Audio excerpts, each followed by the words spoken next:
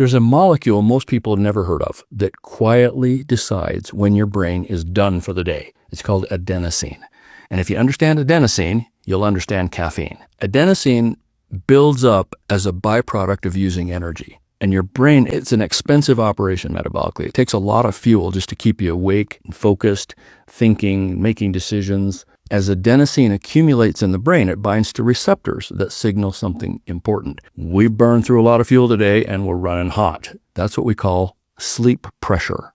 As that pressure builds, motivation drops, recall gets worse, creativity fades, and you get grumpy. The brain is slowly shifting toward rest and recovery. And eventually, no matter how much you fight it, adenosine wins and forces sleep. Now here's where caffeine comes in. Caffeine doesn't give you energy. It doesn't fix fatigue.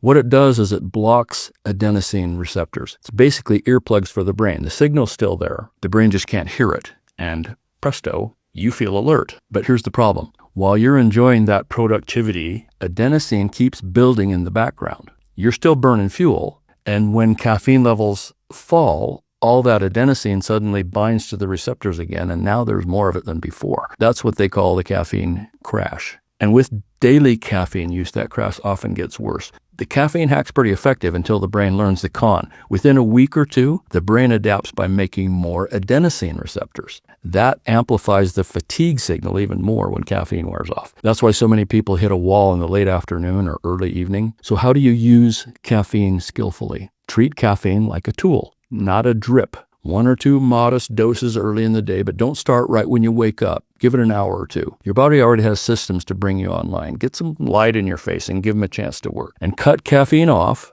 early enough that it can clear before bedtime. For most people, that means nothing after about 2 p.m. If you kick the can down the road too far on fatigue, you get into a cycle of sleep deprivation. If you don't let sleep pressure build up over the last 8 hours or so of the day, you won't get the depth and quantity of sleep you need that night, even if you fall asleep fine. You can only pay a sleep debt with sleep. It's the only way to effectively clear the cache on adenosine, so you start the day with a fresh reset. So the goal isn't to eliminate caffeine, it's to stop using it to outrun sleep. That will kill you early.